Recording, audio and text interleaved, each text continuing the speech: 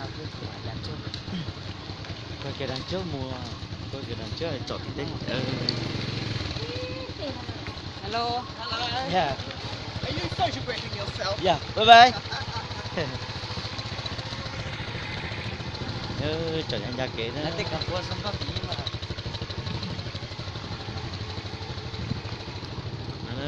Nó đã ít tuổi là chọn ta chỉ nói ở trong một chế na.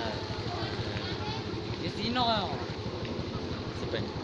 Nó đã đó giờ ít tuổi, bữa tại ít tuổi vậy tôi nó đã nó tôi phải nó. Chẳng lẽ trả cá chế tôi là nó trả cá tập ok nó mình đã lố. Nếu dùng chụp nhiều cái tim nó chua na.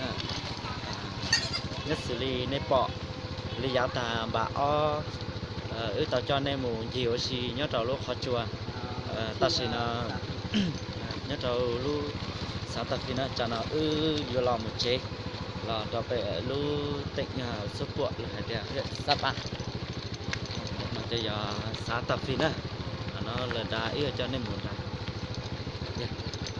cậu anh cái nào khỏi đấy sao nó có tôi thì phải vụ ấn này ít rồi đâu được không mó Nhất không? Mỗi trẻ làm mà chưa? Nhất không? Chuyện gì đâu? Nó sẽ được có một say trò là lúc cảnh rất là đẹp. Lúc cảnh nó chỉ bóng bè giờ ta chỉ hoa mà nở đẹp cờ nó.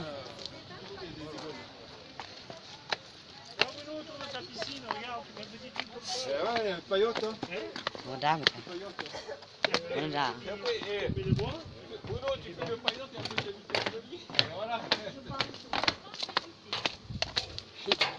Xong có hẳn tôi không vừa là chỉ cho lòng cao. Ê, tới lúc ban đầu dòng cao chưa cá chưa lìa cho lòng cao ta tỏ chỉ cho từng thế bán nữa. Hiện tại nó xin chỉ đua sẽ được cá nữa.